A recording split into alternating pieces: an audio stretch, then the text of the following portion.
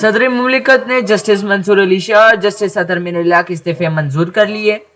صدر مملکت آصف علی زرداری نے سپریم کورٹ کے جسٹس منصور علی شاہ اور جسٹس اطہر من اللہ کے استعفے منظور کر لیے۔ گزشتہ روز 27ویں ترمیم کے معاملے پر جسٹس منصور علی شاہ اور جسٹس اطہر من اللہ نے سپریم کورٹ کے جج کی حیثیت سے اپنے عہدے سے استعفیٰ دیا تھا اور اپنے استعفے صدر مملکت کو ارسال کیے تھے۔ ایوان صدر کے اعلامیے کے مطابق صدر آصف علی زرداری نے جسٹس منصور علی شاہ اور جسٹس اطہر من اللہ کے استعفے منظور کر لیے۔ خیال رہے کہ جسٹس منصور علی شاہ اور جسٹس اطہر من اللہ نے گزشتہ رات ساتھی ججز سے ان کے چیمبرز میں جا کر الوداعی ملاقاتیں کی۔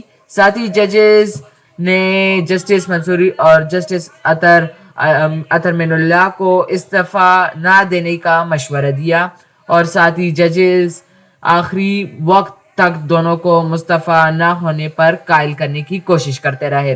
ذرائع کے مطابق ساتھی ججز کے اصرار کے باوجود دونوں ججز اپنے فیصلے پر قائم رہے اور ساتھی ججز سے ملاقاتیں کرنے کے بعد استعفیٰ دیا، پھر سپریم کورٹ سے روانہ ہو گئے۔